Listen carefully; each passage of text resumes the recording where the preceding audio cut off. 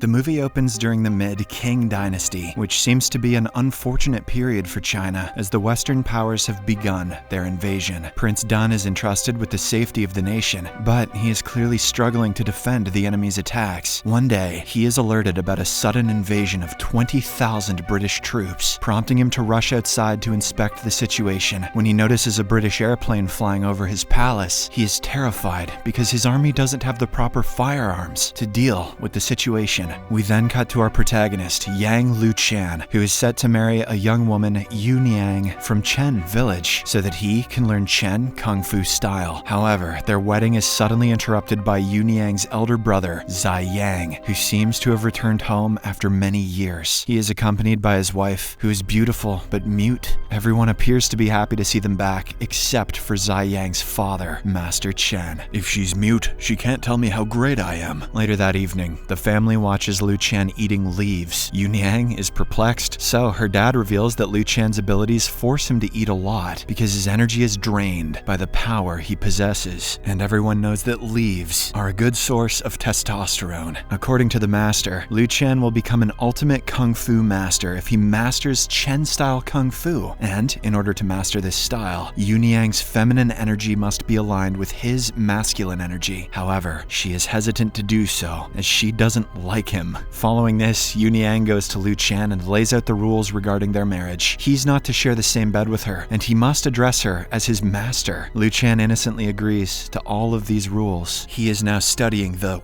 style of kung fu. On the other hand, Zai Yang is confused why his smart sister is married to a fool like Luchan. Moreover, he gets upset to learn his father is intending to teach Chen-style kung fu to an outsider. He doesn't understand how his father could forget the Copper Bell prophecy left by their 10th Grandmaster. Zai Yang then narrates the story from the past generation when their 9th Grandmaster, Chen Wangting, established the Chen-style kung fu. According to Zai Yang, it was the kind-natured 10th Grandmaster who carried this legacy forward and made it popular across the nation. This kung fu style made the Chen family so powerful that many aspirants wanted to master it. One day, a mad monk visited him with a large bag on his back. He pretended to be poor, so the Grandmaster cared for him with food and kindness. He allowed the monk to stay in the palace for several days, against the will of his disciples. But one day, the monk watched the disciples practicing the Chen kung fu style and made fun of them. Enraged, the disciples launched their attacks on him, but the latter easily defeated them, revealing his true identity as a Buddhist monk, and he made their asses one with everything. Intrigued by the deception, the Grandmaster inquired about his motives. The monk responded by pulling out a man from his large bag, who turned out to be one of the Chen disciples. He revealed that he had caught the man stealing and assaulting women in a nearby village using Chen-style kung fu. As a result, the monk has come to punish the Grandmaster for his disciples' recklessness, but he changed his mind after witnessing his virtues of kindness and honesty. Nevertheless, he did warn against teaching this style to anyone other than the Chen family. The monk also placed a copper bell outside of the Chen's temple walls, cursing that if outsiders learned their kung fu, a huge disaster would befall the entire village. Upon learning this, Yu Ji becomes concerned that Luchan will bring disaster to the clan, so he suggests that they eliminate him right away. The following morning, Zai Yang, Yu Zi, and some of their men confront Luchan and launch their attack on him. In an unexpected turn of events, it only awakens Luchan's hidden powers, after which he goes on a frenzy towards his assailants. Time to see what those leaves he's been eating can do. When the disciples learn of this, they try to intervene, but their strength is no match for Luchan. However, when he sees Yu Niang approaching, he suddenly comes to a halt and passes out. Later on, Zai Yang talks to his sister in an attempt to persuade her to break ties with Luchan, citing the perceived threat he poses. However, she insists on staying married to him because he had saved her life in the past. As days pass by, Luchan continues training with Yu Niang, slowly improving his Chen-style kung fu. The scene then cuts to Britain, where a man named Fang Zijing walks into an abandoned factory previously owned by Zai Yang, but now the factory is confiscated by Duke Fleming, a guy from the East India Company, to whom he owes a lot of money. Just then, a group of Duke's henchmen capture Fang, but their boss orders them to release him. Fang then expresses his wish to exact his vengeance against the Chen family, as he seems to have lost his loved one due to them. For this, he requests the Duke's help, which the latter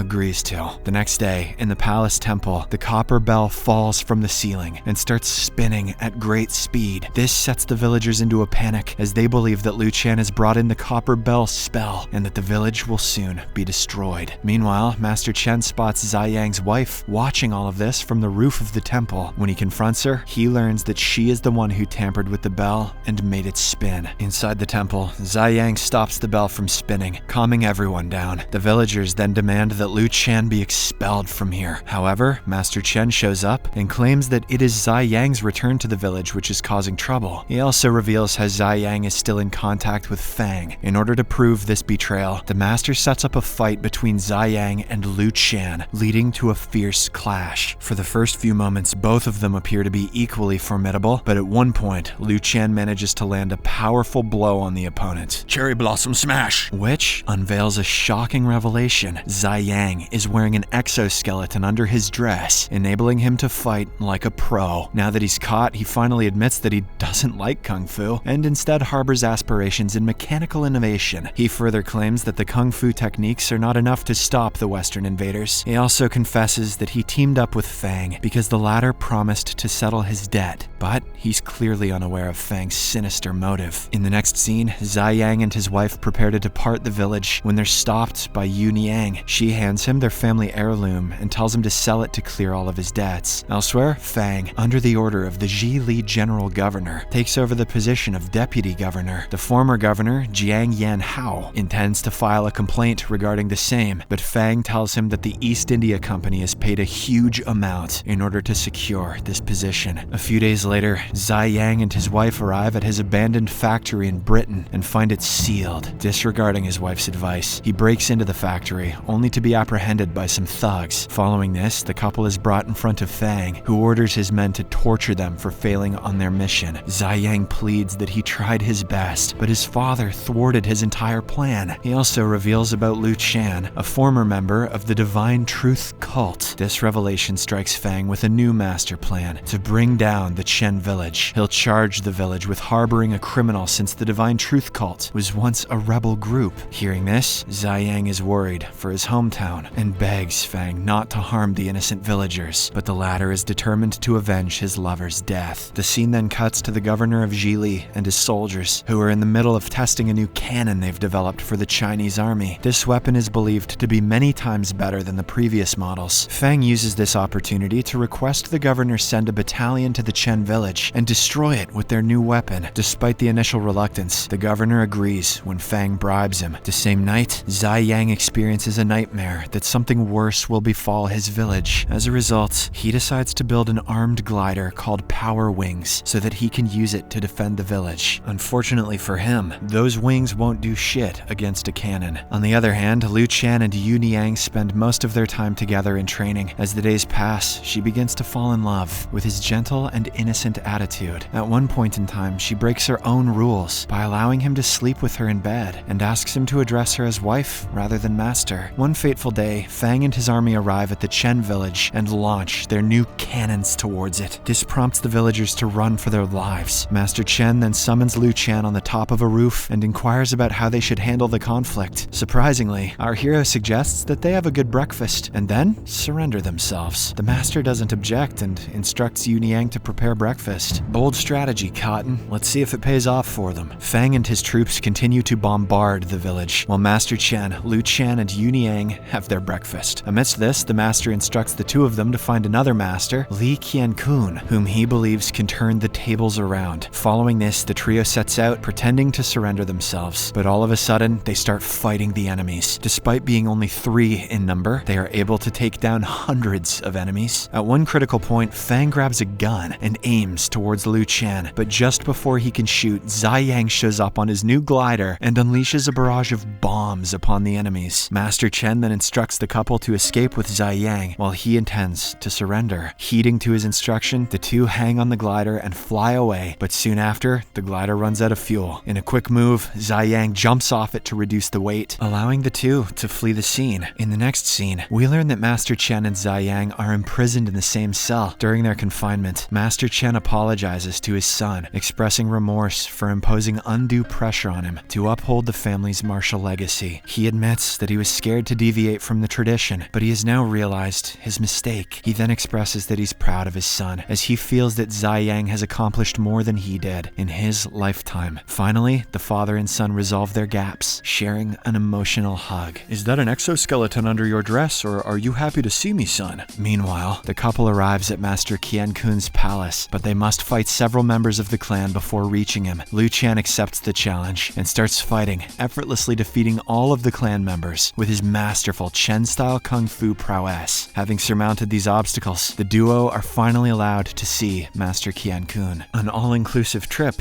to Qian Kun. They confide the ongoing predicament of their village in the master, who then relays this issue to Prince Dan. The prince agrees to help them, but they must prove themselves to be the real Chen kung fu fighters first. For this, he sets up a duel between Luchan and Master Qian Kun. Clearly, a tough match. Determined to save his master and his village, Luchan agrees to the battle. A fierce duel ensues between the two, and they appear equally strong. But after a while of tough struggle, Luchan's strength gains the upper hand, and he is able to defeat Master Qian Kun. I think he may have just farted at some point, and all the leaves and dirt he's been eating really threw the guy off. With his victory, Prince Dan orders a thorough investigation of Chen village. He then frees Master Chen and Zai Yang after taking down Fang as well as his men. In the final scene, Liu Chen and Yuniang return to their village, where they reunite with their family members. Liu Chen is welcomed by all the villagers, who now regard him as a new Chen-style kung fu master. On the other hand, Duke is fired from the East India Company after being involved with Fang. However, he doesn't return to Britain. He instead captures Fang and takes him to his mysterious institution in order to carry out the research on human extremes. Subscribe for more videos like this, turn on notifications, and leave a like to help the channel out. Thank you for watching.